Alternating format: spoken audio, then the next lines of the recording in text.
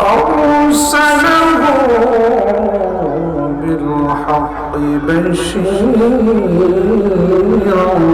ونذيرا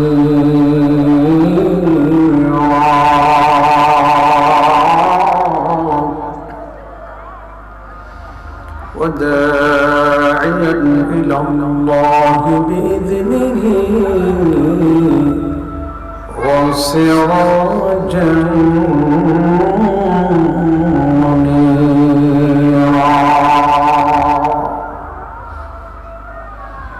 فقد قال الله تبارك وتعالى في كلامه القديم وفي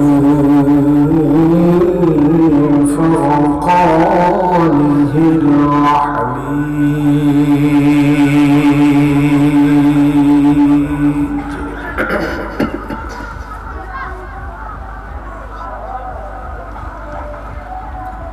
أعوذ بالله من الشيطان الرجيم.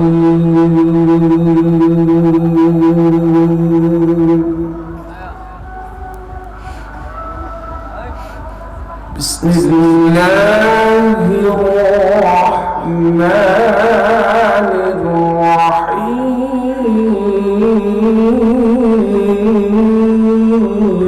الله أكبر.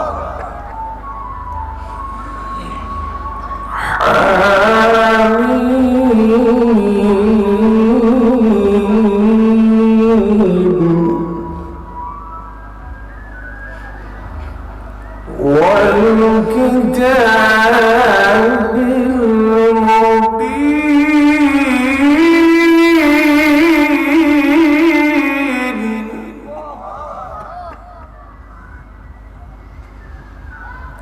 إنا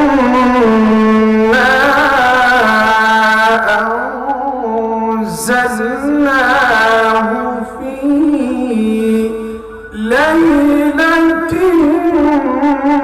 مباركة إنا كنا منذرين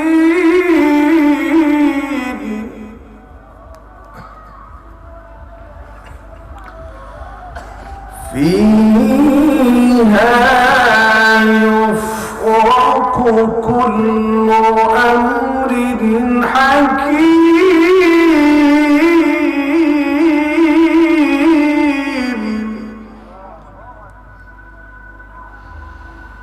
إنا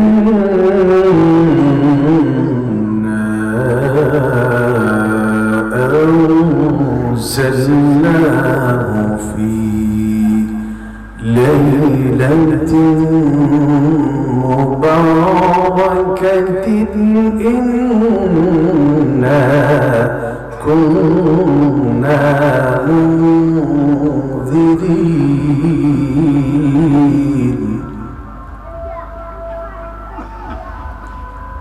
فيها يفرق كل أمر حكيم.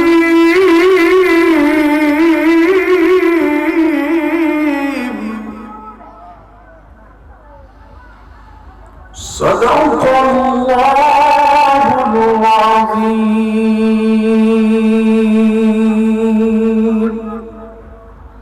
وصدق رسوله النبي الحبيب الكريم ونحن على ذلك من الشاهدين والشاكرين الحمد لله رب العالمين. وقال النبي صلى الله عليه وسلم في الحديث الشريف عن أبي موسى الأشعري رضي الله تعالى عنه عن رسول الله صلى الله عليه وسلم قال: إن الله ليطلع في ليلة نصف من شعبان فيغفر لجميع خلقه إلا لمشرك أو مشاهد أو قام قال عليه الصلاة والسلام. وقال الشيخ الله: منتقص جاه غافل اختتم زندگی قاسم चाहे गाफिल इख्तिताम जिंदगी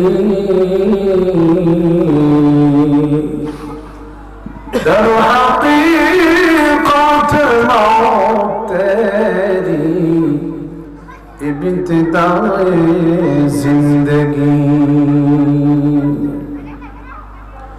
وقال الله تبارك وتعالى في شان حبيبه آمرا ومخبرا فأعوذ بالله من الشيطان الرجيم بسم الله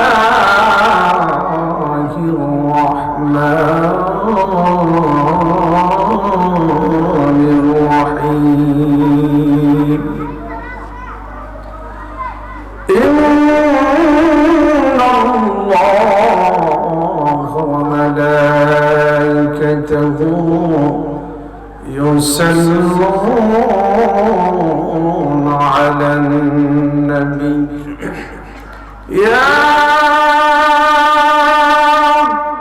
أيها الذين آمنوا صلوا عليه وسلموا تسليما اللهم صل سيدنا مولانا وعلى آله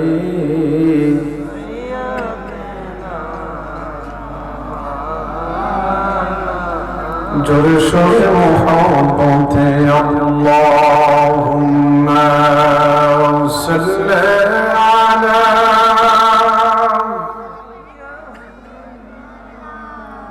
مولانا محمد وعلى آله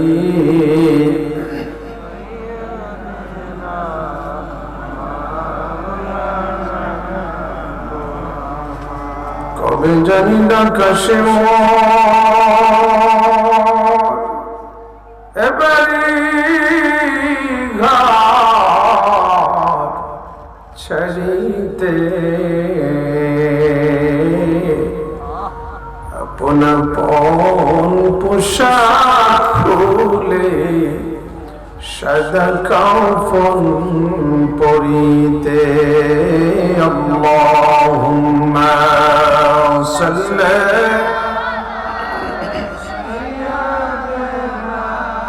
مولانا محمد وعلى آله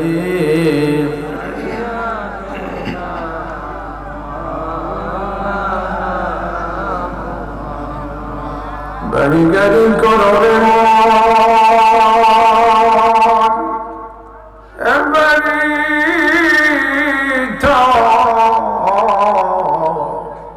তোমার নয়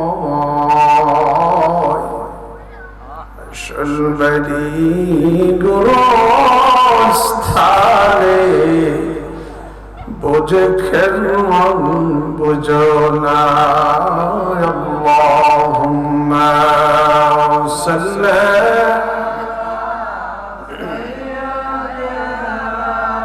مولانا محمد وعلى آله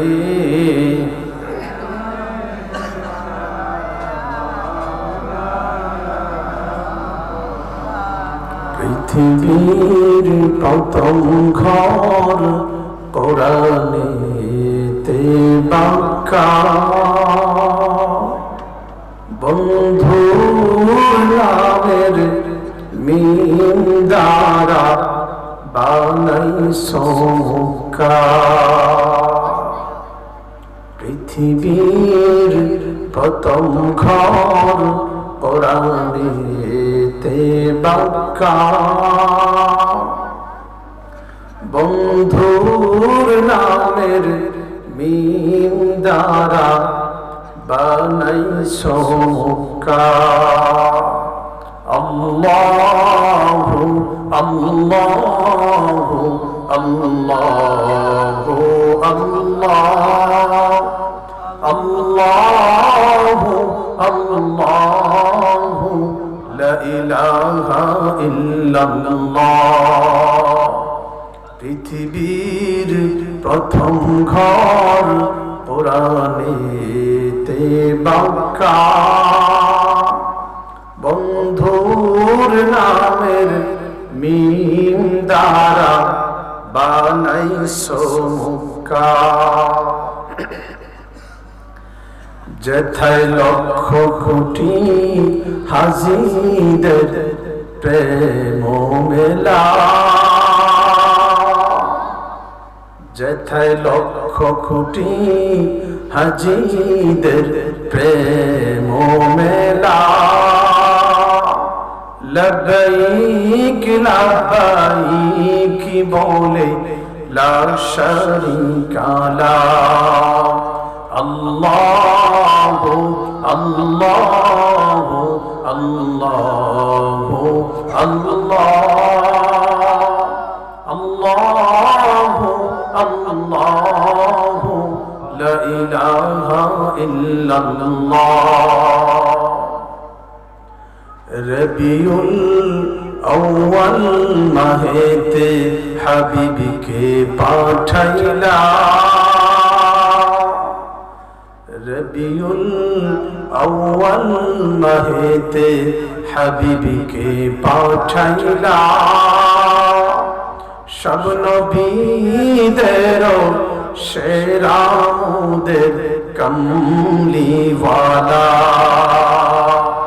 আল্লাহু আল্লাহু আল্লাহু আল্লাহ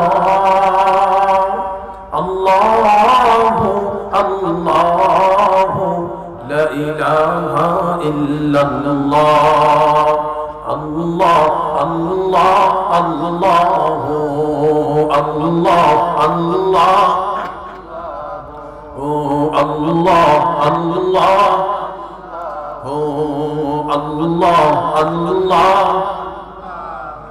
রহমান রাহিম গফুর আল্লাহ আল্লাহ আল্লাহ আল্লাহ আল্লাহ ও আল্লাহ আল্লাহ ও আল্লাহ আল্লাহ ও আল্লাহ আল্লাহ ও আল্লাহ আল্লাহ।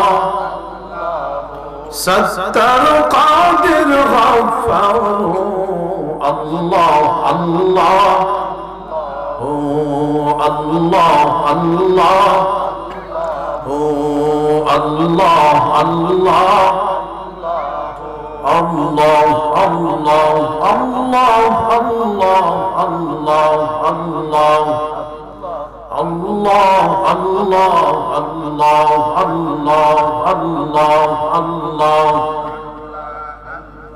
Allah Allah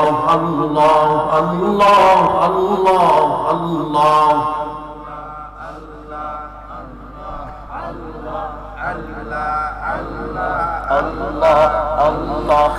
Allah Allah Allah Allah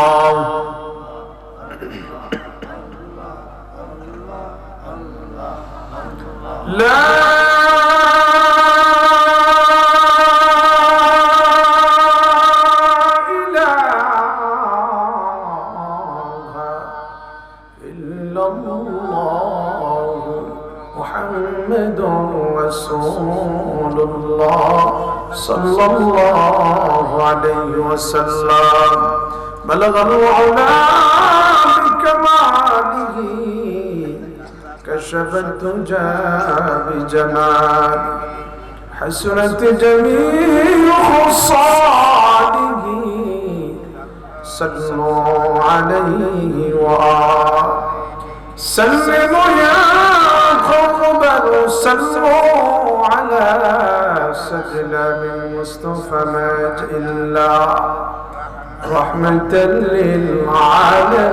للعالمين ربي زدني علما ربي يسر ولا تعسر وتمم علينا بالخير رب اشرح لي صدري ويسر لي أمري واحلل عقدة من لساني يفقه قولي ربي زدني علما نافعا فهما كاملا ذهنا زكيا عقلا رزقا وسيا حياة طيبة أشهد أن لا إله إلا الله وحده لا شريك له وأشهد أن محمدا عبده ورسوله الحمد لله ঐতিহ্যবাহী ব্রাহ্মণবাড়িয়ার আশুরাল উত্তর গ্রাম আয়াতুল্লাহ বাড়িতে অবস্থিত আশুরাল উত্তর গ্রাম নূরে মদিনা যুব সংগঠনের উদ্যোগে আজকের 12তম বার্ষিক সুন্নি মহাসম্মেলনের সম্মানিত সভাপতি ঐতিহ্যবাহী ফান্দাউল দরবার শরীফের আওলাদে রাসূল সাল্লাল্লাহু আলাইহি ওয়াসাল্লাম ইজাদা আল-হাজ হযরত মাওলানা মুফতি সৈয়দ মাইনুদ্দিন আহমদ আল হুসাইনি আল্লাহ তাআলা আমার এই বান্দার হায়াতের মধ্যে ইলমের মধ্যে হেলেমের মধ্যে সমস্ত কাজের মধ্যে অফুরন্ত বরকত দান করুন আমরা সবাই বলি আমিন। আজকে আলোচনা করেছেন নবযুগ আলোড়ন সৃষ্টিকারী তরুণ তেজস্বী বক্তা মুফাসসির মাওলানা হুমায়ুন কবির সাহেব খাদেম খতিব ফান্দাউল দরবার শরীফ। আজকের প্রধান বক্তা সারা বাংলা আলোড়ন সৃষ্টিকারী সমুদ্র কণ্ঠ অধিকারী হযরত মাওলানা কারি সোহেল রাজা সুন্নাত কাদরি সাহেব খতিব গজলুল জামি মসজিদ নাসিরনগর। আর আলোচনা করেছেন মাওলানা আব্দুল আজিজ জিহাদি সাহেব খতিব আশুরাল জুম্মাহাটি জামি মসজিদ। আজকের সম্মানিত পরিচালক আয়োজক সম্মানিত মিডিয়া ব্যক্তিগণ সাংবাদিক বন্ধুগণ প্রশাসনিক ভাইগণ আমার সামনে অবস্থানরত বিভিন্ন এলাকা থেকে আগত আমার মুসলমান ভাই ও বোনেরা সম্মানিত মুরব্বিয়ান আযম যুবক ভাইয়েরা পর্দার আড়ালে শ্রবণরত আমার সম্মানিত মা ও বোনেরা আমার আদরের কচিকাচি স্নেহের ছোট ছোট বাচ্চারা সবাইকে আবারও দোয়া পাওয়ার আশায় রাসূল করিম সাল্লাল্লাহু আলাইহি ওয়াসাল্লামের শিখিয়ে দেওয়া ভাষায় অভিবাদন জ্ঞাপন করছি, সশ্রদ্ধ সালাম জ্ঞাপন করছি। আসসালামু আলাইকুম ওয়া রাহমাতুল্লাহ। আমার মনে হচ্ছে আপনারা সবাই খুব বেশি ক্লান্ত। গতকাল সমাবেশ করে আসছেন, আজকে ঢাকা থেকে সবাই জার্নি করে আসছেন মনে হচ্ছে, তাই না? খুব ক্লান্ত আপনারা। যেখানে রাসূল বলেছেন যদি তোমরা চাও তোমাদের ঘর থেকে অভাব অনটন দুর্ভিক্ষ অশান্তি চলে যাক, শান্তি নেমে আসো, বরকত নেমে আসো, তাহলে তোমরা বেশি বেশি করে রাসূলের উপর দুরূদ এবং সালাম পাঠ করো। আর যদি তোমরা চাও তোমাদের শরীর যেন শক্তিশালী হয়, স্ট্রং হয়, হার্ট ব্লক যেন কখনো না হয়, হার্ট ব্লক থাকলে যেন সেটা ভালো হয়ে যায়, তাহলে বেশি বেশি করে জিকির করো। কিন্তু আমি দেখলাম এই দুইটা সময় আপনারা একেবারেই মরা আত্মার মতো চুপচাপ বসে ছিলেন, কেমন যেন একদম আপনারা একেবারে ফোটা হয়ে যাচ্ছেন। মুসলমান তো এরকম হওয়ার কথা নয়, তাদের অন্তর থাকবে দীপ্ত, কোরআনের আওয়াজ শুনলেই তারা ঝাঁপিয়ে পড়বে, পাগল পাড়া হয়ে যাবে। সম্মানিত সুধী, যে মহান রাব্বুল আলামিন আমাদেরকে অসংখ্য মানুষের কাছ থেকে যাচাই বাছাই করে মায়া করে মহব্বত করে এই জান্নাতের বাগানে আসার বসার সুযোগ করে দিয়েছেন, সেই মহান মুনিবের দরবারে মন প্রাণ উজাড় করে দারাজ কণ্ঠে বলি আলহামদুলিল্লাহ। অসংখ্য দুরূদ সালাম নবীউল মুরসালিন শফিউল মুজদাবির রাহমাতুল আলামিন, যে নবী করিম সাল্লাল্লাহু আলাইহি ওয়াসাল্লাম আল্লাহর পক্ষ থেকে তামাম সৃষ্টিগুলোর জন্য রহমত হিসেবে প্রেরিত হয়েছেন, যে নবীজি পৃথিবীতে কদম মোবারক রেখে উম্মতি উম্মতি বলে কেঁদেছেন, আজও মদিনাতুল মুনাওয়ারাতে উম্মতি উম্মতি বলে কাঁদছেন। কিয়ামতের কঠিন বিভীষিকা অবস্থায় যেদিন কেউ কাউকে চিনবে, সেদিন সন্তান থেকে মা পলায়ন করবে, বাবা থেকে সন্তান পলায়ন করবে, স্ত্রী থেকে স্বামী পলায়ন করবে, বন্ধু থেকে বন্ধু পলায়ন করবে, কেউ কেউ পরিচয় দিবে না। সেই কঠিন মুসিবতের দিন যিনি আল্লাহ সুবহানাহু ওয়া তাআলার কুদরতি পা মুবারকের মধ্যে সাজদারত অবস্থায় উম্মতি উম্মতি বলে কাঁদতে থাকবেন ততক্ষণ যতক্ষণ না আল্লাহ বলবেন ইরফা রাসাক রাসূল, আপনার মাথা মোবারক উত্তোলন করুন, জাহান্নাম থেকে আপনার গুনাহগার উম্মতদেরকে বেছে বেছে আপনি টেনে টেনে বের করে জান্নাতে নিয়ে আসুন। সেই নবীজির অসংখ্য দুরূদ সালাম আল্লাহুম্মা সাল্লি আলা সাইয়্যিদিনা মুহাম্মাদিন ওয়া আলা আলি সাইয়্যিদিনা মুহাম্মাদিন ওয়া বারিক ওয়া সাল্লিম। সম্মানিত সুধী, আপনারা কোথায় বসছেন মনে হয় বসতে পারতেছেন না, তার কারণ হচ্ছে পাশে আবার শয়তানের বাক্স চলতেছে। এমনিই তো শয়তান আমাদের সাথে লাগানো, আবার বড় শয়তান। এবং আশ্চর্য লাগে, টাউন ঘরে ঘরে নাকি ওলি আল্লাহ তৈরি হয়, সেই জায়গায় এরকম গজবি কাজ হয়, এটা খুবই দুঃখজনক। আল্লাহ তাদেরকে সমঝ দান করুন। আল্লাহ না করে ওই অবস্থায় যে কারো মৃত্যুবরণ হয়, বিনা হিসেবে সে জাহান্নামে চলে যাবে। যদি ওই অবস্থায় গান শোনা অবস্থায় কারো মৃত্যুবরণ হয়, আল্লাহ না করুক, সরাসরি বিনা হিসেবে সে জাহান্নামে চলে যাবে। তো এইরকম যারা আয়োজনটা করেছেন আপনাদেরও উচিত, কারণ এই বরকত অনুষ্ঠানের সাথে আরেকজন গান বাজলে মারাত্মক বেয়াদবি। এটার ইতিহাস আপনারা হয়তো জানেন না। ইসলামের প্রাথমিক যুগে মুসলমানগণ ঠিক এইভাবেই বসে থাকতেন, তখন এই মাইক চেয়ার ছিল না। আরেকজন উঁচু জায়গায় দাঁড়াতেন এবং সুন্দর পরিপাটি জামা পরে সুগন্ধি লাগিয়ে তিনি তাকওয়া করতেন, মানুষকে দিন নসিহত করতেন। তো সাহাবীরা ভাবলেন যে এই যে বরকতের অনুষ্ঠানের নাম কি দেওয়া যায়, কি নামে আমরা দিব। তারা গবেষণা করে দেখলেন যে হযরত ঈসা আলাইহিস সালাম তার উম্মতকে সূরা সফের 6 নম্বর আয়াতে বলেছেন, ও মুবাশশিরাম বিরাসূলি ইয়াতি মিন বা'দ ইসমুহু আহমদ। হযরত ঈসা আলাইহিস সালাম তার উম্মতকে বললেন যে ও মুবাশশিরান, ও আমার উম্মত, আমি ঈসা তোমাদেরকে একটা সুসংবাদ দিয়ে যাই। সংবাদ তিন প্রকার হয় না, ব্যাড নিউজ, গুড নিউজ আর স্যাড নিউজ, তাই তো? সুখ সংবাদ, আনন্দ সংবাদ আর খারাপ সংবাদ, তাই না? তিনি বললেন যে তোমাদেরকে আমি ঈসা একটা আনন্দের সংবাদ দিচ্ছি, একটা শুভ সংবাদ দিচ্ছি। কি? বিরাসূলিন, এমন একজন মহান রাসূলের, ইয়াতি, যিনি শুভ আগমন করবেন, মিন বাদি, আমার পরে, ইসমুহু, যার নাম হবে আহমদ, আসমানে আহমদ আর জমিনে হবে মুহাম্মদ সাল্লাল্লাহু আলাইহি ওয়াসাল্লাম। কোরআন কারীমে এই আয়াতকে কেন্দ্র করে, সূরা সফের 6 নম্বর আয়াতকে কেন্দ্র করে ইমাম তিরমিজি রাহিমাহুল্লাহ তার কিতাবের ভিতরে একটা অধ্যায় নিয়ে আসছেন, একটা বাব নিয়ে আসছেন, একটা ইউনিট নিয়ে আসছেন। ওই অধ্যায়ের নাম দিয়েছেন বাবু জাফি মিলাদিন নবী সাল্লাল্লাহু আলাইহি ওয়াসাল্লাম।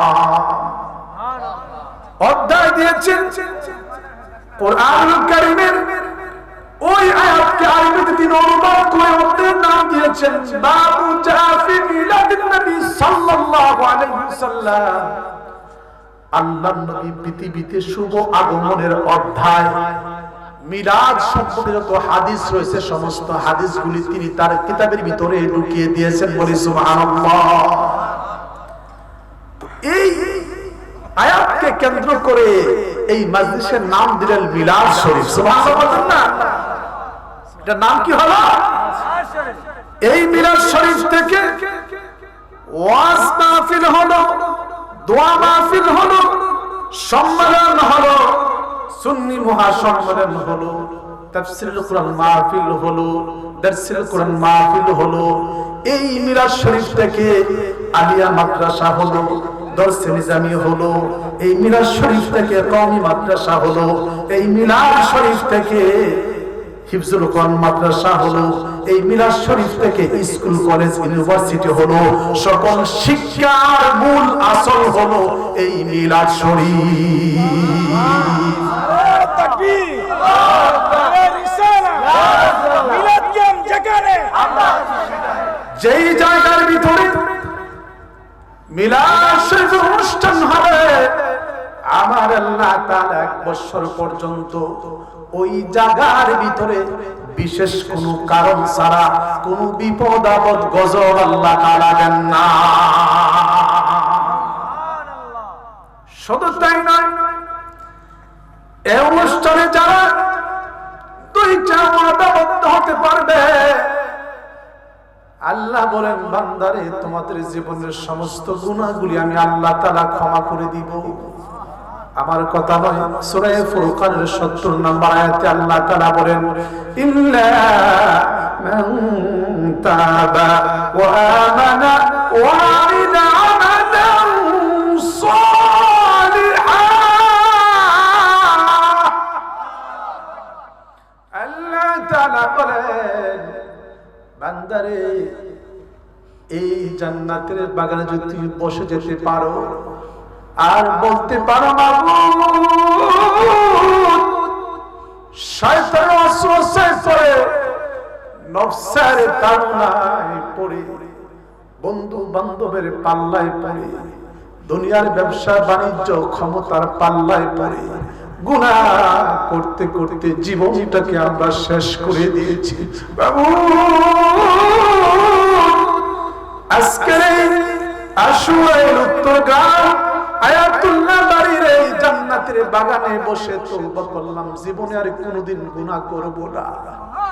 সামনে যতদিন সময় পাবো, এইটা 50 বছর হোক আর 1 বছর হোক, একদিন হোক আর একটি মুহূর্ত হোক, প্রতিটা মুহূর্ত আমি নেকের কাজ করব, কল্যাণের কাজ করব, মানবতার সেবা করব। আমার একটি মুহূর্ত আমি আর কোনদিন গুনাহের কাজে লিপ্ত হব না। আল্লাহ বলেন বান্দারে তুমি যখন আমাকে এই কথাটুকু বললা, এই কথা বলতে দেরি হবে রে বান্দা, ফাউলাইকা ইউবাদদিলুল্লাহ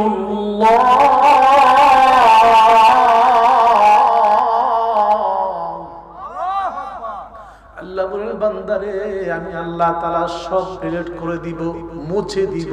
কি সাইয়্যাতিহি, তোমার জীবনে যত গুনাহ আছে সমস্ত গুনাহগুলি আমি আল্লাহ তাআলা তোমার আমলনামা থেকে ডিলিট করে দিব।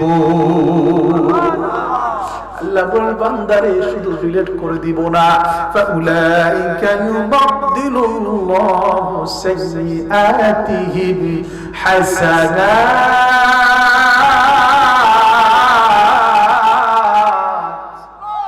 আল্লাহ বলে বান্দারে এই গুনাহগুলোকে আমি আল্লাহ তাআলা নেকে পরিণত করে আমি আল্লাহ তাআলা তোমার আমলনামাটা সওয়াব দ্বারা ভরপুর করে দিব।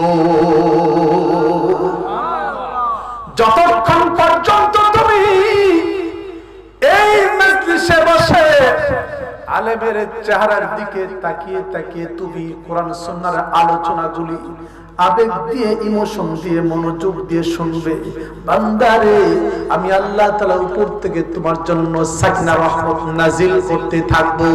আর তোমার ভাগ্য, তোমার রিজিকের দরজাটাকে আমি আল্লাহ তাআলা প্রশস্ত করে দিব। শুধু তাই না,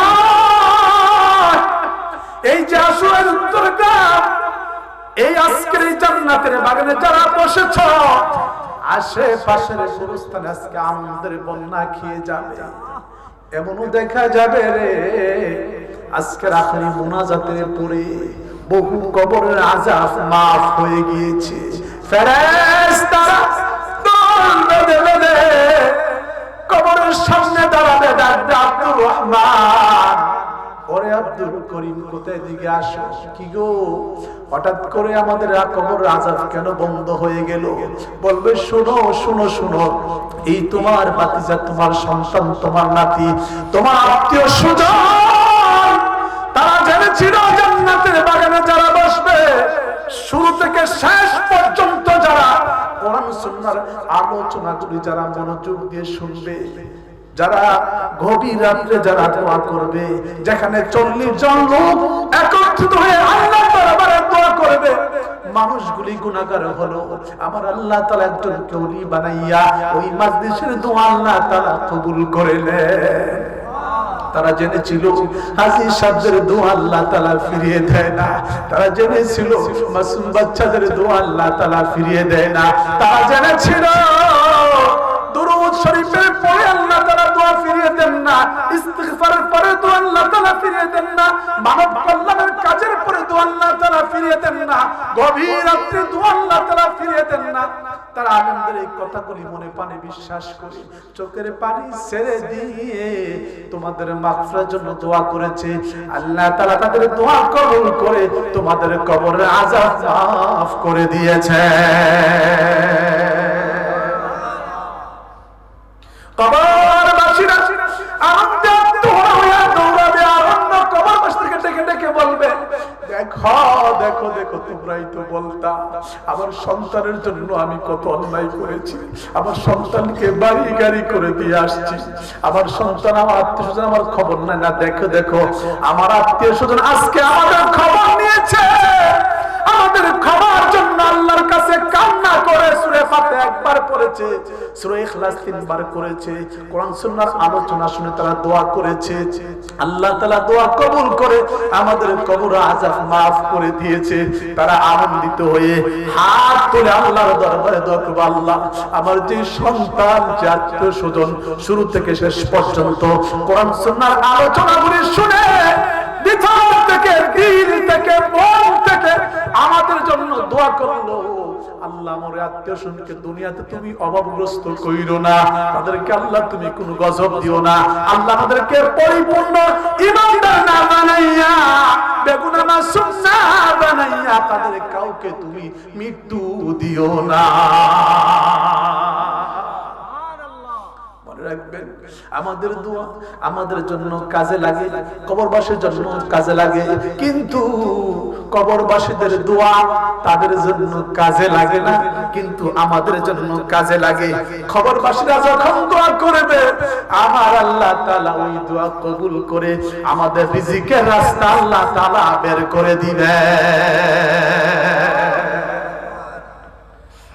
তার মানে এটা সহজ কোনো বিষয় না, এই মাজলিসের মর্যাদা অনেক বেশি, এই সময়ের মূল্য অনেক বেশি।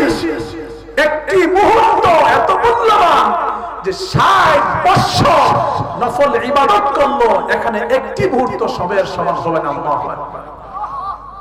সম্মানিত সুধী, আমরা এমন একটা সময় এখানে বসেছি যেই মাসটাকে আমরা শাবান মাস, এর আগের মাস গিয়েছিল শাহরুল্লাহ, আল্লাহর মাস, আর এটা হচ্ছে শাহরুন নবী সাল্লাল্লাহু আলাইহি ওয়াসাল্লাম, আমার নবীজির মাস। আর এর পরের মাসটা শাহরুল উম্মতি, এই উম্মতের মাস। সুবহানাল্লাহ। এই মাসটা নবীজির মাস কেন হলো বিশাল ব্যাখ্যা, ওদিকে আমি যাব না, খুব সংক্ষেপে কিছু কথা আমি বলবো। সূরা দুখানের 4খানা আয়াত তিলাওয়াত করেছি, রাসূল অসংখ্য হাদিসে পাক থেকে একটি হাদিস কারিমা তিলাওয়াত করেছি।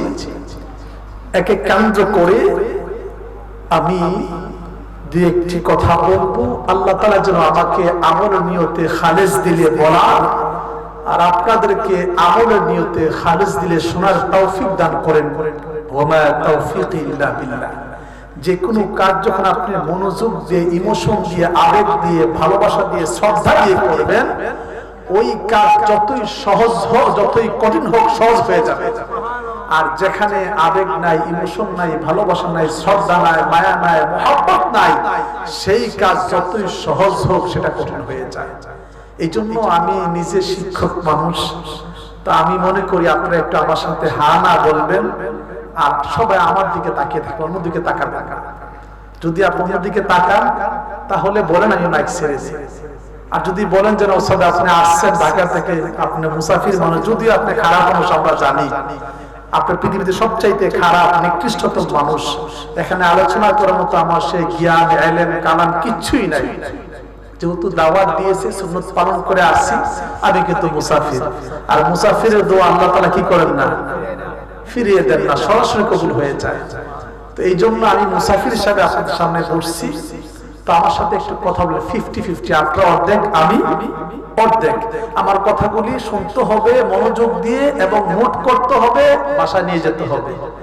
এখান থেকে বের হওয়ার পর যেন আমরা ভুলে না যান, সে উদ্দেশ্যে শুনতে হবে। আমি খুবই সংক্ষেপে কথা বলবো, কারণ আমি সাধারণত 9টার পরে খুব বেশি একটা মাইক ধরি না, এটা আমার সাথে যায় না। আমি যত জায়গায় আলোচনা করি বলে দেই, সর্বোচ্চ বক্তা 3 জন, মাগরিবের পরে একজন, এশার পরে একজন, তারপরে আমি, শেষ। বুঝতে পেরেছেন? আর আমি মাইক দিলে মোটামুটি, যেহেতু আগে আমার হাত মুখ ধুইতে হয়, প্লেট ধুইতে হয়, তারপরে খাবারে বসতে হয়, খাবার পর আবার হাত ধুইতে হয়, সময় লাগে। তো আমার এমনিই তো আমি কম শিক্ষিত মানুষ, তো যার কারণে আমার একটু সময় লাগে, আমি 2.5-3 ঘন্টা আলোচনা করতে পারি না। তো এই জন্য আমার কথাই থাকে এইটুকু। এবং আমি সব সময় আমার আলোচনার জীবন আলহামদুলিল্লাহ আমি আজে বাজে ডাইনে কোনো কথা বলতে পারি না, শিখি নাই। আমি যতটুকু কথা বলি মানুষের হেদায়েতের উদ্দেশ্যেই কথা বলে থাকে, এবং আলোচনার ভিতরে আপনার ডাইনে বামে কাউকে ইঙ্গিত করে কথা বলা আমি জানি না। সেজন্য আশা করি আপনার আলোচনাগুলি আপনাদের ভালো লাগবে, হেদায়েত হবে ইনশাআল্লাহ। সম্মানিত সুধী, বড় পীর নামটা আপনারা শুনছেন নিশ্চয়ই। ওনার তো জ্ঞানের মহা সমুদ্র ছিলেন। তো উনি একটি কিতাব লিখেছেন, কিতাবের নাম হলো খুনিয়াতুল তালিবিন। ওই কিতাবের ভিতরে তিনি বলছেন, তিনি তো আল্লাহ রাসূলের বংশধর ছিলেন, আর কিয়ামত পর্যন্ত নবীর বংশধররা পৃথিবীতে সবচাইতে বেশি বড় জ্ঞানী হবে। কোরআন সুন্নাহর সবচাইতে বেশি জ্ঞান তাদের থাকবে, এবং কিয়ামত পর্যন্ত নবীর আওলাদগণ কখনো পথভ্রষ্ট মূর্খ হবে না, এবং তারা কোরআন সুন্নাহর দাওয়াত এবং বাহক হবে। আল্লাহু আকবার। বড় পীর রাহিমাহুল্লাহ তিনি বলছেন যে আল্লাহ তাআলা তার সৃষ্টি থেকে 4 সংখ্যাকে আল্লাহ তাআলা বাছাই করেছেন। কয় সংখ্যাকে? যেমন 4টা পাহাড়, 4টা নদী, 4 জন ফেরেশতা, 4 কিতাব, এভাবে করে করে তিনি 4টি মাস তিনি বাছাই করেছেন। 4 জন নবীকে, হযরত ঈসা আলাইহিস সালাম, মুসা আলাইহিস সালাম, ইব্রাহিম আলাইহিস সালাম, মুহাম্মদ সাল্লাল্লাহু আলাইহি। আপনি কি আমার কথা বুঝতেছেন? আচ্ছা, টায়ার তো আমি, আপনারা টায়ার না। যারা বুঝবেন না তারা এখানে আসবেন, আমি ওখানে যাব ইনশাআল্লাহ।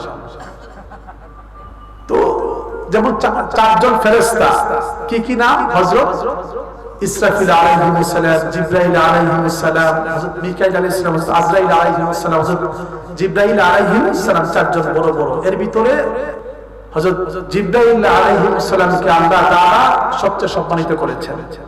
এইরকম করে 4টা রাত, যেমন শবে বরাত, শবে কদর, 2 দিন রাত, এরকম করে, এবং শবে বরাত আছে সেখানে।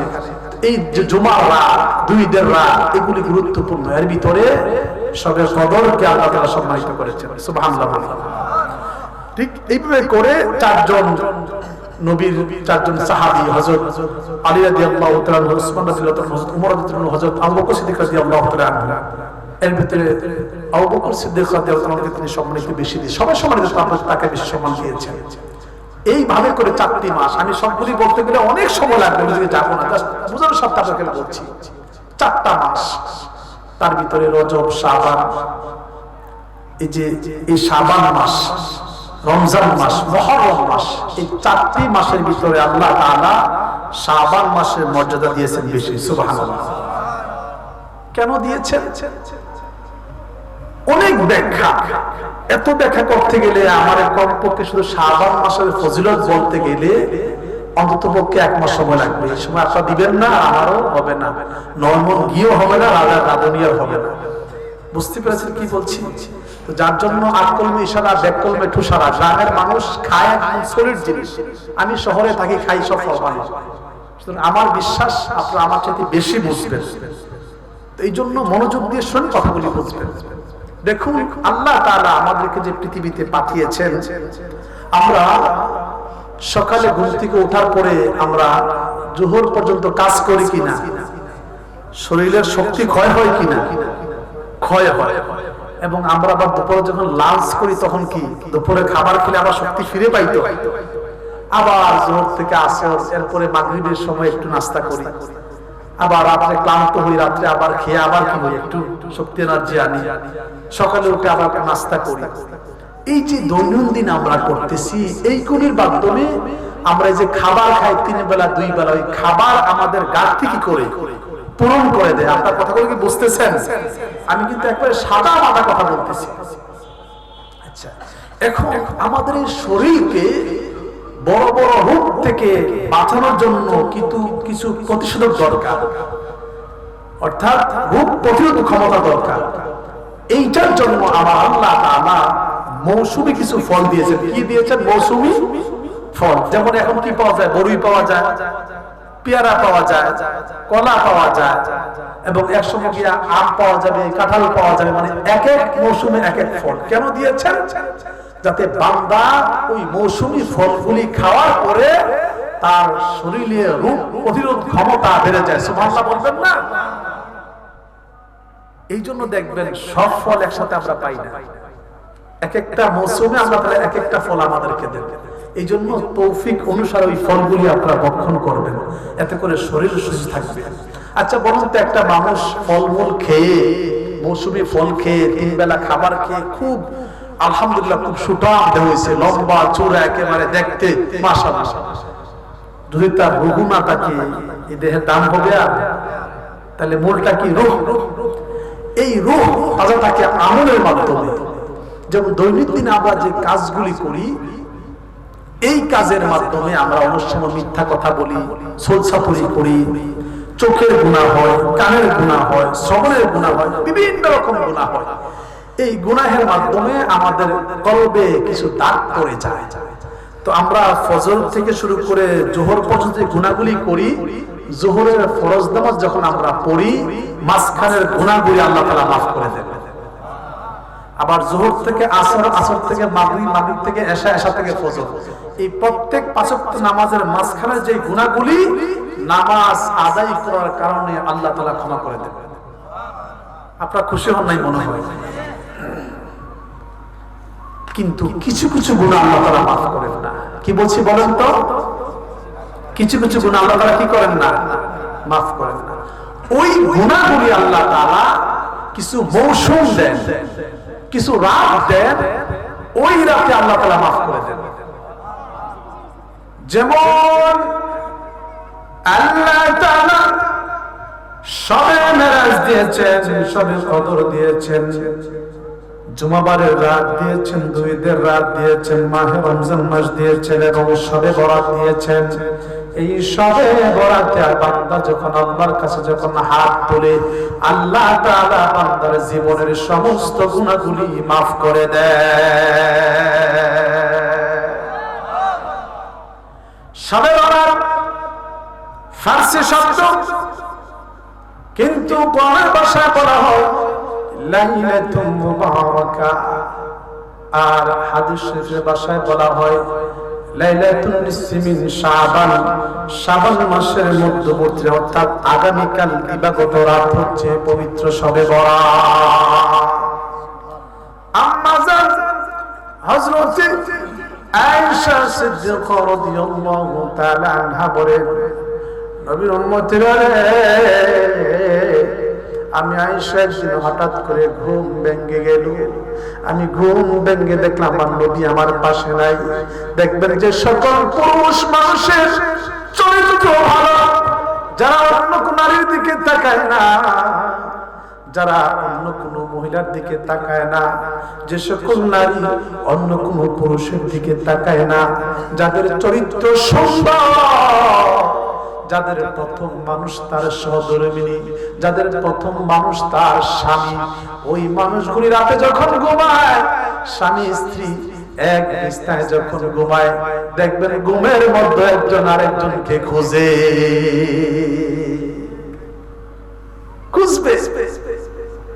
আম্মা জান হযরত আয়েশা সিদ্দিকা রাদিয়াল্লাহু তাআলা আনহা বলেন, ঘুমের মধ্যে আল্লাহর নবীকে খুঁজে আমি যখন পাচ্ছিলাম না, হঠাৎ করে ঘুম যখন ভেঙে গেল, আমার ভয় হলো। এ ব্যাপারে কয়েকটি হাদিস আছে, সবগুলি হাদিসের সারমর্ম আমি বলছি। তিনি বলে, আমার ভয় হলো আল্লাহর নবীর কত শত্রু রয়েছে, নবীজি কোথায় গেলেন। নবীজিকে খুঁজতে খুঁজতে তিনি অন্যান্য বিবিদের করে খুঁজতেন, তাদের করে খুঁজে পেলেন না।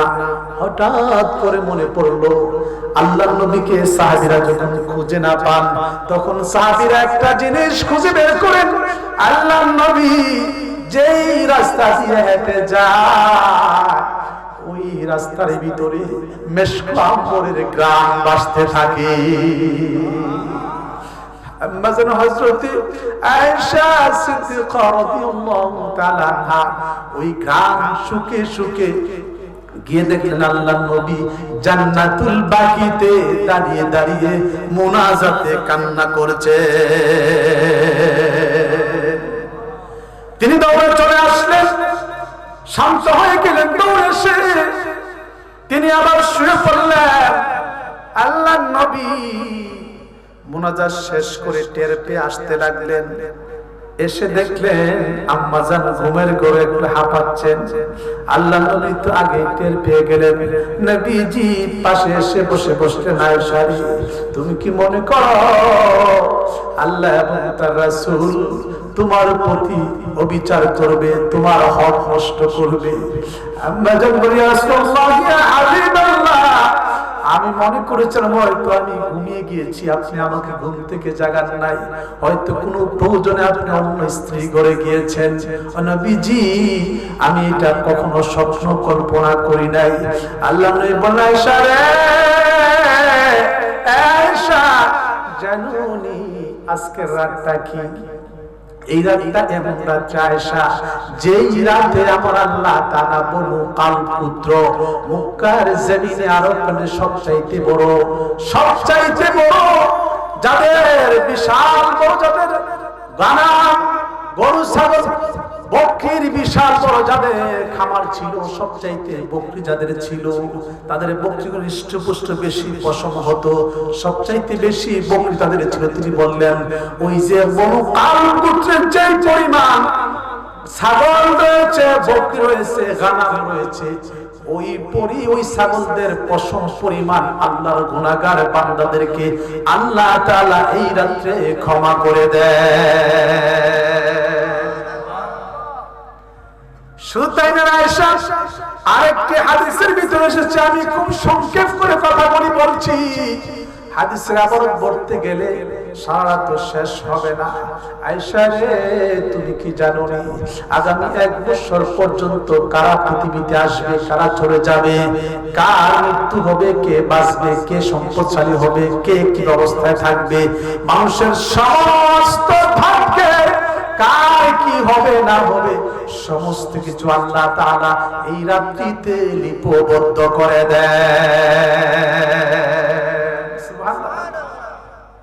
আরে আয়েশা, হাদিস শরীফের মধ্যে এসেছে, আল মুসা রাদিয়াল্লাহু তাআলা আনহু, হযরতে আল মুসা রাদিয়াল্লাহু তাআলা আনহু থেকে বর্ণিত, তিনি বলেন, আল্লাহ নবী ইরশাদ করেছেন, ইন্নাল্লাহা লা ইয়াতলিউ ফি লাইলাতিন নিসফি মিন শাবান, আল্লাহ তাআলা শাবান মাসের মধ্যবর্তী রাত্রিতে, আল্লাহ তাআলা শাবান মাসের 14 তারিখ দিবাগত অর্থাৎ আগামী কাল রাত আল্লাহ তাআলা আসমানের দিকে, তার বান্দার দিকে, জমিনবাসীর দিকে আল্লাহ তাআলা রহমতের নেক দৃষ্টি দেন, আল্লাহ তাআলা রহমতের নজর দেন এবং রহমতের ফেরেশতাদেরকে পৃথিবীতে পাঠিয়ে দেন।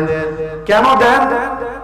আল্লাহ নবী বলেন, হাদিসের পরামর্শে আল্লাহ নবী বলেন, ফায়াগফিরু লিজামিই খালকিহি, আল্লাহ তাআলা অতঃপর সমস্ত সৃষ্টিকে আল্লাহ তাআলা ক্ষমা করে দেন। ফায়াগফিরু লিজামিই খালকিহি, আল্লাহ তাআলা तमाम সৃষ্টিকে আল্লাহ তাআলা ক্ষমা করে দেন। ইল্লা লিল মুশরিকিন আও মুশাহিন, তবে আল্লাহ তাআলা দুই শ্রেণীর মানুষকে আল্লাহ তাআলা ক্ষমা করেন না, যারা শিরিক, যারা মুশরিক, যারা শিরিক করে তাদেরকে আল্লাহ তাআলা ক্ষমা করেন না। আমরা বহু শিরিক করি বুঝি না, আবার অনেকে উল্টা শিরিকটা সেটাকে শিরিক বানিয়ে দেন। যেমন মনে করেন কিছু আছে শিরকে আকবর, কিছু আছে শিরকে আসগর, কিছু শিরকে খাফি, কিছু গোপন শিরক থাকে।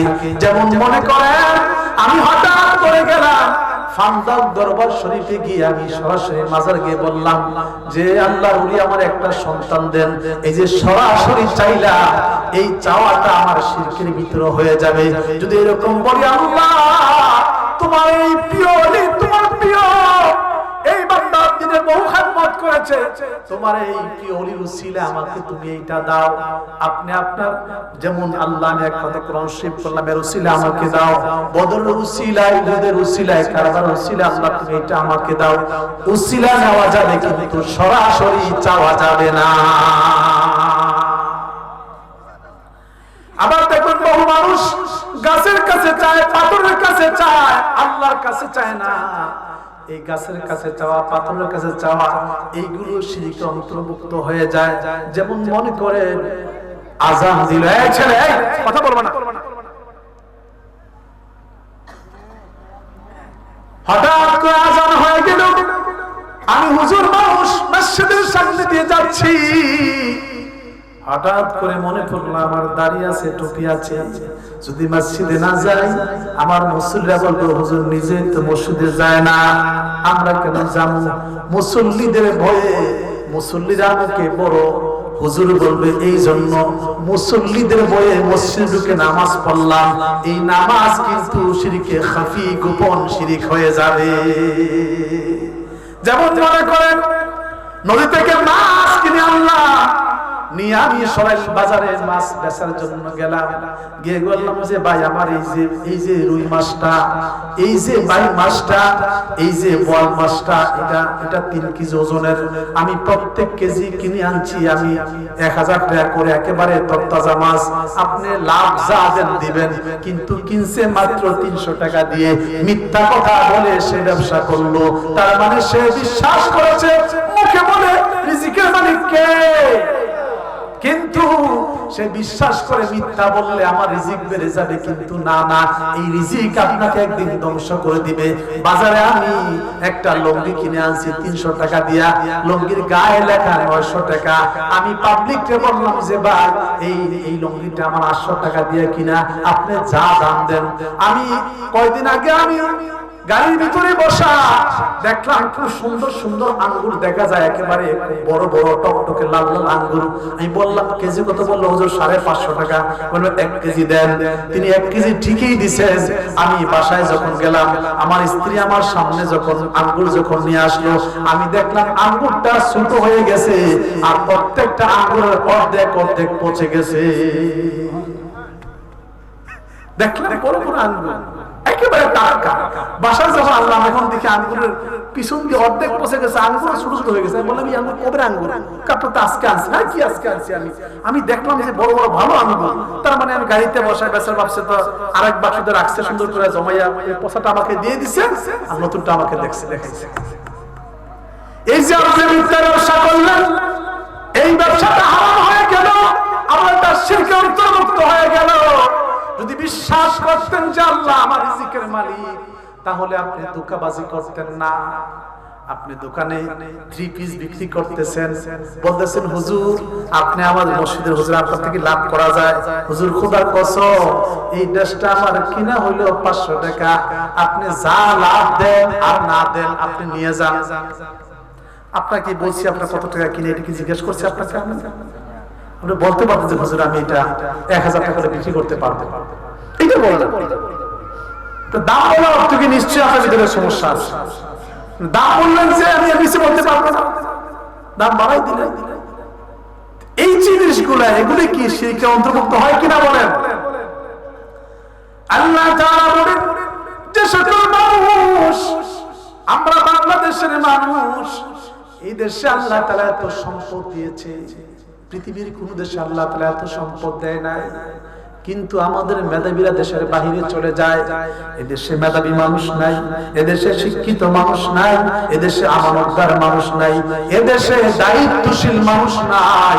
আমরা সকল হয়ে গেছি এখন একেবারে চতুষ্প জন্তুর মতো, ঠিক কিনা বলে? না হলে এই যে শ্রাবণ মাস দেখবেন ছেলে মেয়ের যখন বিবাহ হয়, কথাবার্তা ফাইনাল হওয়ার পরে বলে একটু আমাদের বুঝতে হবে, সময় লাগবে, আমরা 1 সপ্তাহ পরে বা 15 দিন পরে বিয়ে শাদী করব, একটা প্রস্তুতির ব্যাপার আছে, কারণ আমার একটু পোশাক পরিচ্ছদ কিনতে হবে, আমার একটু টাকা পয়সা লাগবে, আত্মীয়স্বজন দাওয়াত দিতে হবে, অনুষ্ঠানের ব্যাপার স্যাপার আছে, এগুলো আমরা করি কি করি না? ঠিক মাহে রমজানকে এই যে এই রজব মাস হচ্ছে জমিনে বীজ বপনের মাস, শাবান মাস হচ্ছে জমিনে পানি সেচ দেওয়ার পরিচর্যা করার মাস, আর রমজান মাস হচ্ছে জমিন থেকে বাসায় ফসল তোলার মাস। এটা প্রস্তুতির মাস, সামনেই তো মাহে রমজান এবং নবীজির মাস। এই মাসও আমরা দেখলাম পাশে গান বাজনা মেলা হচ্ছে, দুঃখজনক লাগে। আমাদেরকে হেদায়েত দান করুন বলি আমি। তাহলে আমরা কি মানুষ রইলাম? তার মানে দেশে শিক্ষিত মানুষ নাই, আমানতদার মানুষ নাই, দায়িত্বশীল মানুষ নাই, মেধাবী মানুষ নাই। কিন্তু আল্লাহ তাআলা এত সম্পদ দিয়েছেন, খনিজ সম্পদ বলেন, ইউরেনিয়াম সম্পদ বলেন, গ্যাস সম্পদ বলেন, তেল সম্পদ বলেন, কয়লা সম্পদ বলেন, বালু সম্পদ বলেন, পাথর সম্পদ বলেন, ঔষধি সম্পদ বলেন, বনজ সম্পদ বলেন, সাগর সম্পদ বলেন, নদী সম্পদ বলেন, পাহাড় সম্পদ বলেন, গাছ সম্পদ বলেন। এইভাবে করে আল্লাহ তাআলা সম্পদে এই জমিনটাকে ভরপুর করে দিয়েছে। যদি আল্লাহর উপর বিশ্বাস রাখতে পারতাম, আর মেধাবী মানুষদেরকে দেশে রাখতে পারতাম, দায়িত্বশীল হতে পারতাম, আমানতদার হতে পারতাম, শিক্ষিত হতে পারতাম, তাহলে সিঙ্গাপুরের মানুষ এই দেশে এসে চাকরি করত, ঠিক কিনা বলেন? তার মানে আমরা মুখে মুখে বলি আল্লাহ আমার রিজিকের মালিক, আল্লাহ আমার সৃষ্টিকর্তা, পালনকর্তা, রক্ষাকর্তা, কিন্তু ভিতরে ভিতরে বলি মিথ্যা কথা। ভিতরে ভিতরে বলি না, মিথ্যা কথা বললে লাভ হবে, অমুককে ঠকাইলে লাভ হবে, অমুকের কাছ থেকে 1000 টাকা ভোট দিলেও লাভ হবে, এরকম ভিতরে আছে কি আছে না? মনে রাখবেন যে আপনাকে টাকা দিয়ে ভোট কিনে, মনে রাখবেন আপনাকে সে কিনে নিল, আপনি হয়তো একদিন 1000 টাকা 2000 টাকা পাইলেন, সে কিন্তু 5 বছরে আপনার কাছ থেকে 5 লক্ষ 10 লক্ষ টাকা পর্যন্ত হাতাবে। আপনাকে সে কেড়ে নিয়েছে, কিন্তু কিচ্ছু করার নাই, তখন আপনি দিতে বাধ্য। কেমনে দিবেন সেটা সে জানে, কেমনে নেওয়া সেটা সে জানে। বহু পন্থী আছে নেওয়ার মতো, আপনি টেরো পাইবেন না, বরং খুশি হইবেন। বুঝতে পেরেছেন? যেমন ডাক্তার, পৃথিবীতে ডাক্তার মানুষ এত, আল্লাহ তাকে সেবা করে এত সুযোগ দিয়েছেন, কিন্তু বহু ডাক্তার দেখবেন আপনি গেছেন, আপনার পিছনে ব্যথা, এই মাজায় ব্যথা করে, ব্যাক পেইন হয়, আপনি গেছেন ডাক্তারের পরীক্ষা করার সময় কম্পিউটারের মাধ্যমে বসায় ওই যে আপনার পিছনে হাড়ের ভিতরে একটু কালো দাগ দিবে, দিয়ে বলবে যে হায় হায় বিশাল সমস্যা, কালকে অপারেশন করতে হবে, না হলে আপনি আজীবনে পঙ্গু হয়ে যাবে। এই বইটা বলবে আপনার অপারেশন লাগবে 2.5 লাখ, অপারেশন করার পরে নিবে 3.5 লাখ, আজীবন আপনার পঙ্গু বানিয়ে দিবে শেষ, কিন্তু কিচ্ছু আপনার হয় না। এরকম অসংখ্য ডাক্তার, কিন্তু আল্লাহ ভালো করে দিবেন ইনশাআল্লাহ। আমি দেখছি, ভালো করে দেখছি, আপনাকে ভালো করে দেখছি। এই আপনাকে হাসি মুখে কইবে কথা, কাইটা দিবে জাতার মাথা। সুতরাং মনে রাখবেন, যিনি যোগ্য, যার মাধ্যমে এলাকার উন্নয়ন হবে, একেবারে সেই 47, 52, 71 থেকে শুরু করে 24 থেকে শুরু করে যাদের অবদান এই দেশে আছে, তাদের পিছনের ব্যাকগ্রাউন্ড কি, এরা দেশের জন্য কি করেছে এই সব কিছু বিবেচনা করে যিনি যোগ্য তাকে ভোট দিবেন। আর যারা টাকা দিবে, খাবার দিবে, খাবেন, শপথ করলে শপথ করবেন, কিন্তু ভোটটা জায়গা মতো দিয়ে দিবেন। কিন্তু কিছু করেন না, তাই কোরআন শিবলে সবক করেন, আপনারা ভোট দিবেন। তা আমি তো এখন ঠিক গেছি, ঠিক আছে বাবা দিব না, মনে মনে যে আল্লাহ করছি, আল্লাহ ভেগাত করে আল্লাহ মাফ করে দিবেন। বাস টাকা দিলে যেন টাকাও দেয়, টাকাও খাই, সমস্যা। টাকা খাইবেন, চা খাইবেন, সব খাইবেন, শপথ করবেন, কিন্তু ভোটটা জায়গা মতো দিবেন। ঠিক আছে তো? হ্যাঁ, দেখবেন ইনশাআল্লাহ দেশে উন্নয়ন হবে। আল্লাহ আমাদের বোঝার তৌফিক দান করুন। দেখবেন এরপরে দেখবেন আর কেউ টাকা দিবেন। আপনি 1000 টাকা নিবেন, 2000 টাকা নিবেন, আর 5 বছর তার গোলাম হয়ে থাকবেন। সম্মানিত সুধী, এই জন্য আল্লাহ তাআলা বলেন ফায়াগফির জামিল খালকিহি ইল্লা লিমুশরিকিন ওয়া মুশাহিন। আল্লাহ তাআলা দুই শ্রেণীর মানুষকে রাত্রিতে ক্ষমা করেন না। প্রথম হলো যারা শিরক করে, এবং বলেন আমরা শিরক করব কি করব না? শিরক, ইন্না শিরকা লাযুলমুন আযীম, ইন্না শিরকা লাযুলমুন আযীম। শিরক সবচেয়ে বড় গুনাহ, এর মতো অত্যাচার জুলুম আর কিছু হতে পারে না। একটা এক্সাম্পল দিয়ে আমি আলোচনা ঢুকবো। মনে করেন যে আপনার স্ত্রী খুব ভালো মানুষ, দেখতে খুব ভালো, সব দিক দিয়ে ঠিক আছে। একদিন তরকারি লবণ কম হয়েছে, ছাড় দেওয়া যাবে কিনা? যাবে। একদিন হয়তো তরকারি কম স্বাদ হয়েছে, একদিন হয়তো ভাত পুড়ে ফেলেছে, ছাড় দেওয়া যাবে তো? একদিন হয়তো বিছানা ঠিকভাবে ঝাড়ু দেয় নাই, একদিন হয়তো আপনারা টিভি একটা নষ্ট করে ফেলছে, সব ক্ষমা করা যায় যদি বুঝেন আপনার পাশের বাড়ি আপনার বন্ধুর ঘরে গিয়ে রাত্রে থাকছে, এই স্ত্রীকে কি ছাড় দেওয়া যাবে? ঠিক আল্লাহর সাথে যখন বান্দা শিরক করে, আমার আল্লাহ বান্দাকে আর ছাড়তেন না। আল্লাহ এই রাত থেকে যারা আল্লাহর কাছে ফিরে আসে এবং পরিপূর্ণভাবে তওবা করে, আল্লাহ বলেন আমি আমার ওই বান্দাকেও ক্ষমা করে দেই।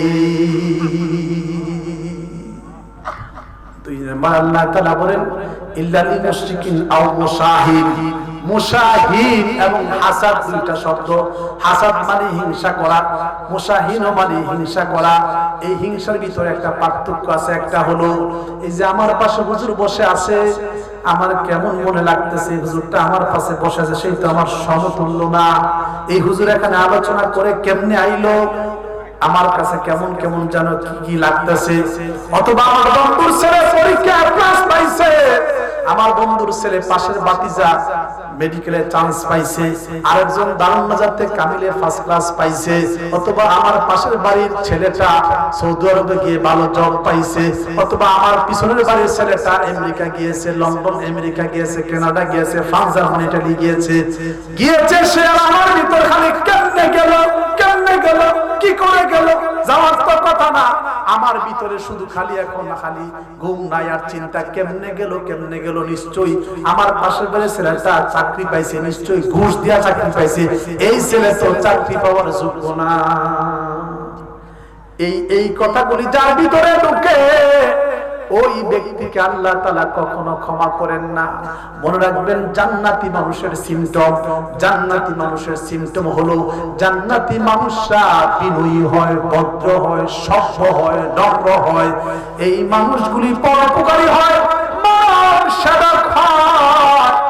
এই মানুষগুলি তাদের সিম্পটমটা হলো এই মানুষগুলি অন্য মানুষের যখন কল্যাণ দেখে, মঙ্গল দেখে ভালো লাগে।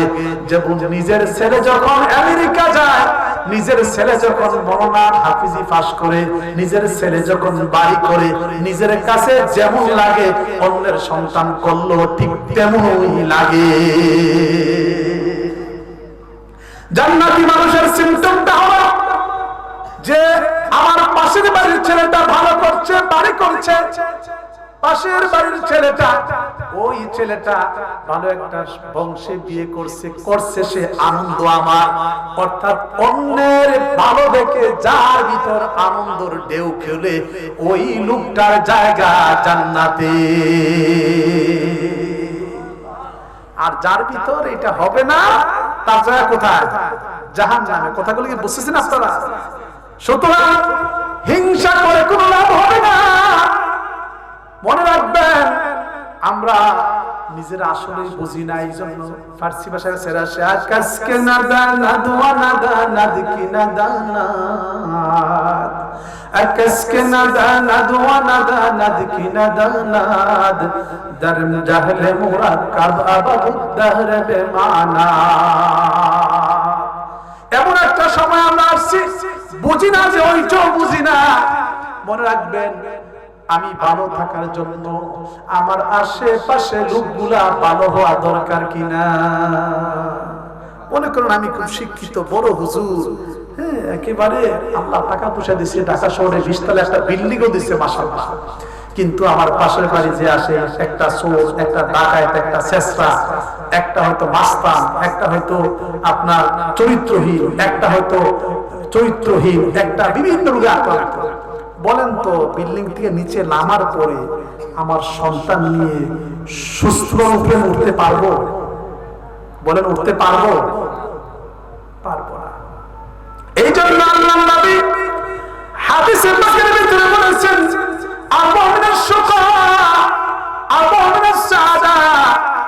সৌভাগ্যের চাবিকাঠি হলো 4টা। সৌভাগ্যের চাবিকাঠি কয়টা? আল মারআতুস সালিহা, নেককার স্ত্রী, আর মারআতুস সালিহা, নেককার স্ত্রী। এরপরে 4টা বিষয়, আল মারকাবুল হানি, আর হলো ভালো রাস্তা, প্রশস্ত রাস্তা, ওয়াল মাসকানুল ওয়াসি, এবং প্রশস্ত বড় বাড়ি। আরেকটা গুরুত্বপূর্ণ হলো যে সেটা হলো আল জারুস সালিহ, উত্তম প্রতিবেশী। তাহলে সৌভাগ্যের চাবিকাঠি কয়টা? 4টা। সৎ স্ত্রী, আর বড় প্রশস্ত বাড়ি, আর ভালো রাস্তা, যানবাহন, বড় যানবাহন। যদি রাস্তা খারাপ হলে, আরে ঢাকা থেকে যে আসে রাস্তাই ভাঙ্গা, ওই ভাঙ্গা, এই ভাঙ্গা, আপনার খারাপ রাস্তা যে গাড়ি চলে, যেই গাড়ি যাওয়ার কথা আপনার 10 বছর, ওটা যায় না 10 দিন, গাড়ির কাম শেষ। আর গাড়ি যদি নষ্ট হয় কিছুক্ষণ পর পর, যদি খালি এটা নষ্ট হয়, আর আপনার নিতে হয় এটাকে ঠিক করার জন্য, তাহলে কি অবস্থাটা হবে? এই জন্য আল মারকাবুল হানি, অর্থাৎ ভালো যানবাহন, ভালো রাস্তা, আর সবচেয়ে গুরুত্বপূর্ণ হলো আপনার ভালো প্রতিবেশী। প্রতিবেশী যদি ভালো না হয় তাহলে আপনার জীবন সারকার। ওই যে আসছে দিক দিয়ে অমুকের মেয়েটা কেমন, কয় ভাই খুব সুন্দরী, খুব ভালো এবং খুব শিক্ষিতা, এবং শুনছি ও একটা কোম্পানিতে জব করে, ওইখানে মোটামুটি প্রায় 1.5 লাখ টাকা বেতন পায়। তো ভাই একটা সমস্যা আছে কি, শুনছিলাম নাকি কদিন আগে একটা এই মানে 3 মাসে একটা বাচ্চা নষ্ট হয়েছিল। কি হয়েছে? 3 মাসে একটা বাচ্চা নষ্ট হয়েছিল। আসলে এটাকে মানে একটা বলে দিল শেষ। তাহলে এতক্ষণ ভালো বলবো, লাস্টে কি বলবো? ভাই ছেলেটা খুব ভালো দেখতে, খুব লম্বা চড়া, কিন্তু ছেলেটা কিন্তু আসলে এই ছেলের সাথে বিয়ে দিলে সন্তান, বাচ্চা কাচ্চা কিছু হইব না। এই ছেলের সম্পর্ক সবসময় থার্ড জান্নাতের সাথে। একটা বলে দিলে বাস বিয়ের কাম শেষ হয়ে গেল। বলেন তো ওই মানুষের যা হবে কথা, সরাসরি জাহান্নাম, তার ক্ষমা হবে না। এই জন্য বাবারা, মানুষ এই দেশের ভিতরে আমরা নামে মাত্র মুসলমান, নামে মাত্র মুসলমান। এই দেশের সাধারণ মানুষ 100 জন ইসলাম বোঝে না।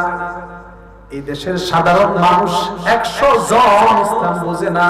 আমার সাথে সবাই বলেন, এই দেশের সাধারণ মানুষ 100 জনের মধ্যে 100 জন ইসলাম বোঝে না। আলেমদের ভিতরে 95 ভাগ আলেম ইসলাম বুঝে না। 5 ভাগ যারা বুঝে, 2 ভাগ তাল মিলাইয়া চলে, আর বাকি 3 ভাগ মান সম্মানের বয়ে চুপচাপ বসে থাকে। বুঝতে পারতেছেন? কারণ আমি যখন কথা বলবো তখন সবার গায়ে লাগবে, আমার বাপের গায়ে, মার গায়ে, বোনের গায়ে, আওয়ামী লীগ, বিএনপি, জামাত, হেফাজত, কওমি, আলিয়া, সারসিনা, ফুলফুরি যা আছে সব জায়গায় লাগবে। সবাই ওরা তারে ধরে। আমি দেখেছি যে সবাই ধরে আমার জীবন তো এমনি শেষ, তার চেয়ে ভালো আমি চুপ করে বসে থাকি, আল্লাহ আল্লাহ দেখে কোরআন কবরে চলে যায়। আমার বাবা, সংসার ঠিক হওয়ার আগে, মুসলমান ঠিক হওয়ার আগে 2টা সূত্র জেনে নেন। জান্নাতি মানুষদের সিম্পটম মূলত 2টা।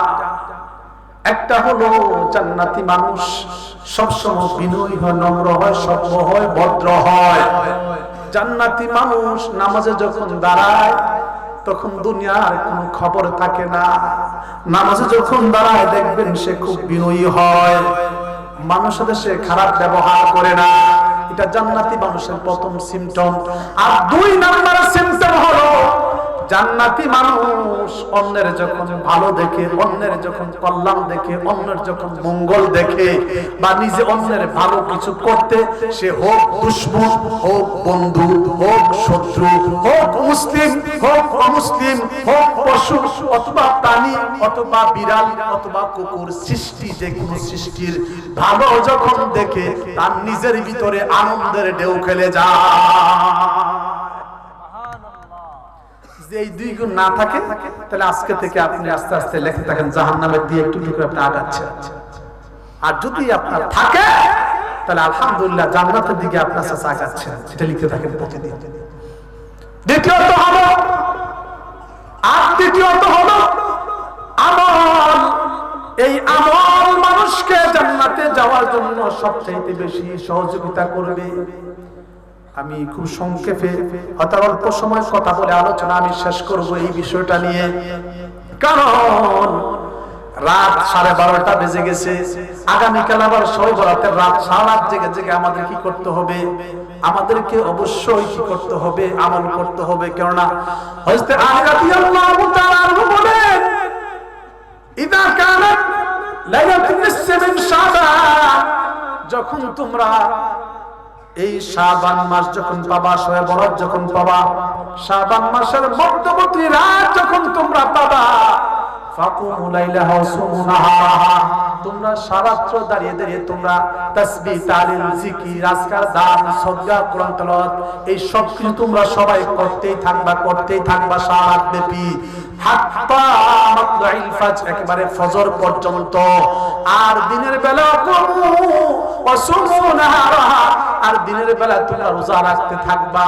আলী রাদিয়াল্লাহু তাআলা আনহু বলেন, যখন সূর্য যখন ডুবে যায়, ইয়ানজিলু মিনাস সামা, আমার আল্লাহ তাআলা প্রথম আসমানের দিকে তার নজর দেন, তার রহমতের দৃষ্টি দেন, আর বান্দাকে বলতাকেন, বান্দারে তোমার কি প্রয়োজন? আলাল মুস্তাগফিরিন, বান্দা তোমার কি প্রয়োজন? তোমার গুনাহ আছে নাকি? গুনাহ থাকলে চাও, আমি আল্লাহ তাআলা তোমার গুনাহগুলি maaf করে দিব। আচ্ছা বলেন তো, যদি তারেক জি আজকে বলে যে এই মাঠের ভিতরে আগামীকাল সন্ধ্যার পর থেকে একদম ফজর পর্যন্ত আমি প্রত্যেকজনকে আমি 1 কেজি করে স্বর্ণ দিব, ঢাকা শহরে একটা বাড়ি দিব, একটা গাড়ি দিব, বলেন তো কে কে আসবেন? না হাত তুলে দেখান থেকে কে আসবেন? কেউ তো আসবেন না মনে হয় না।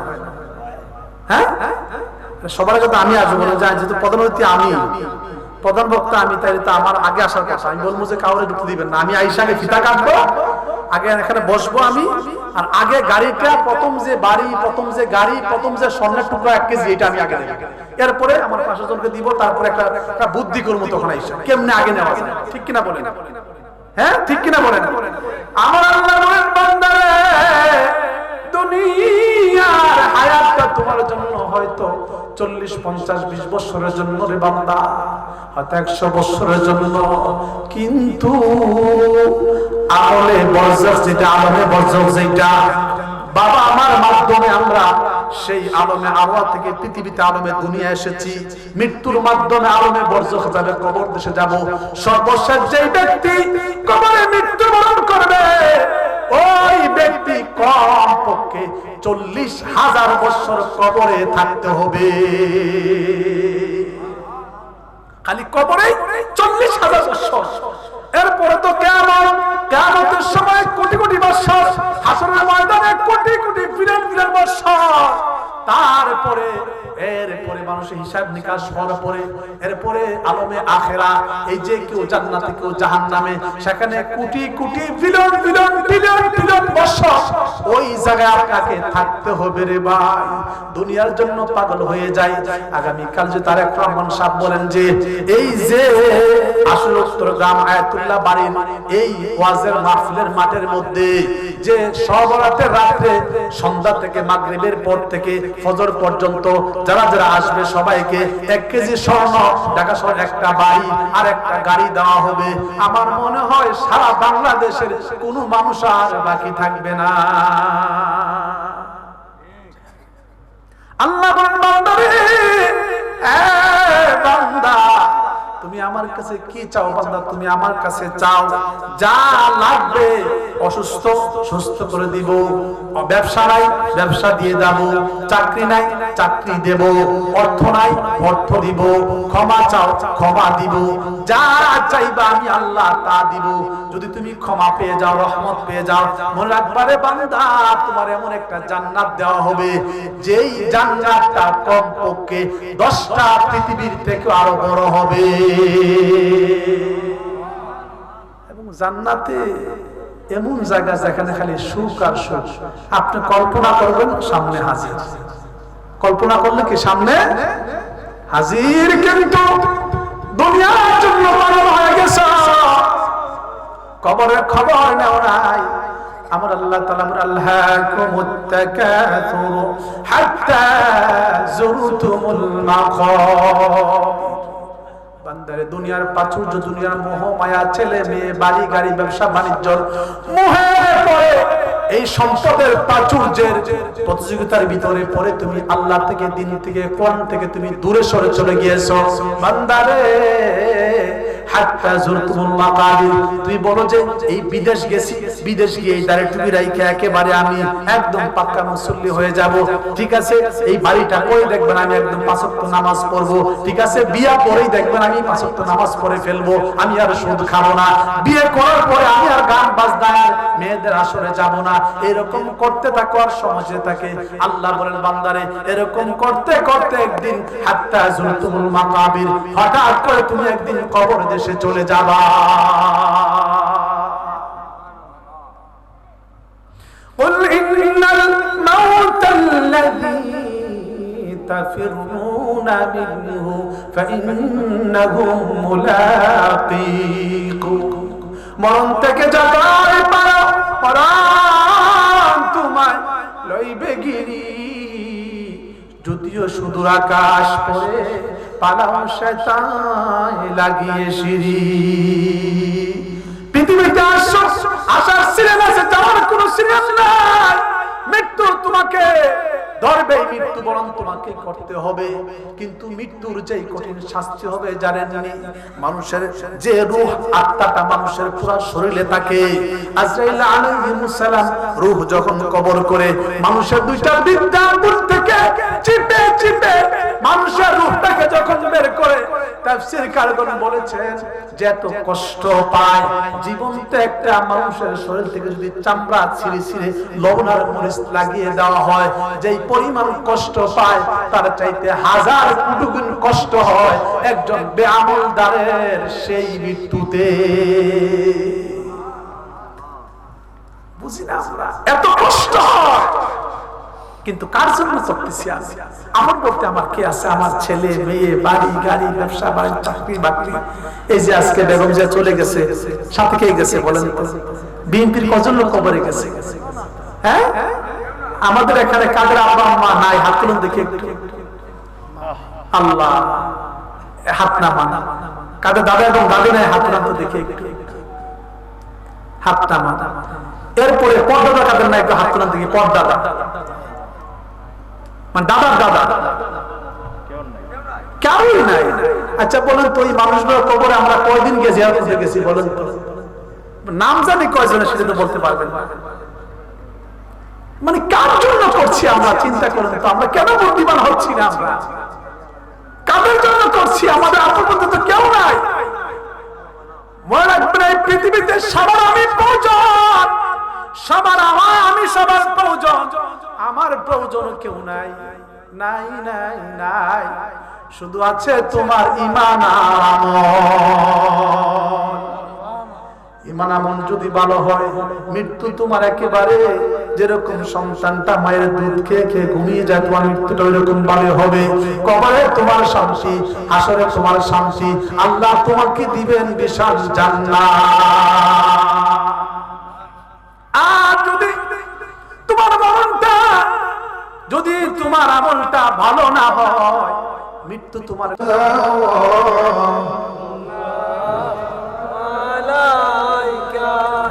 سيدنا يا رسول الله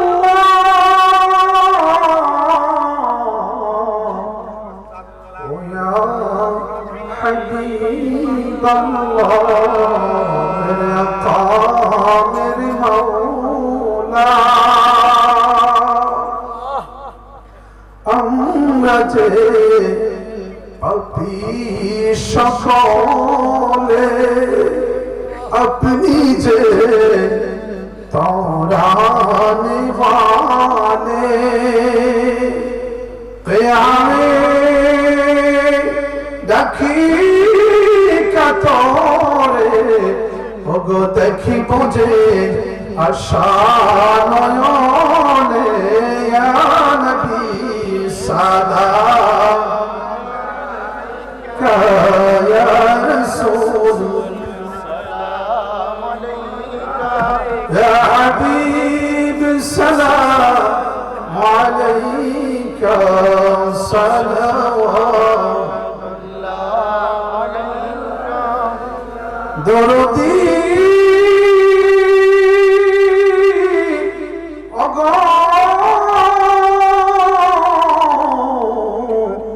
दयाल नबी जी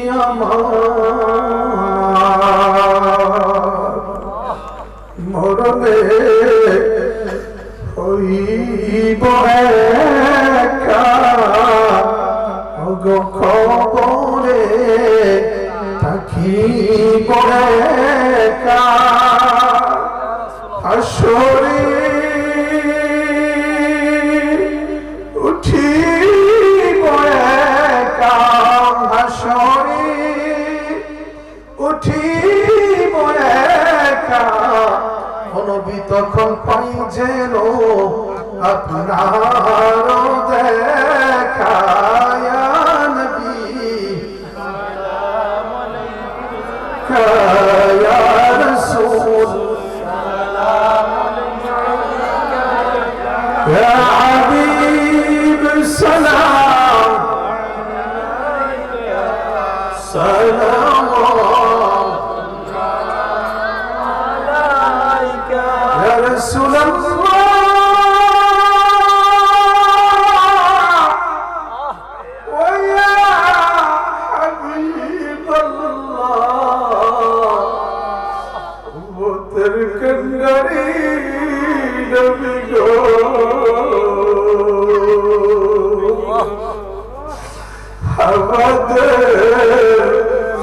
মনে বেদনা বুঝাইলে বুঝে শুনাইলে শুনে না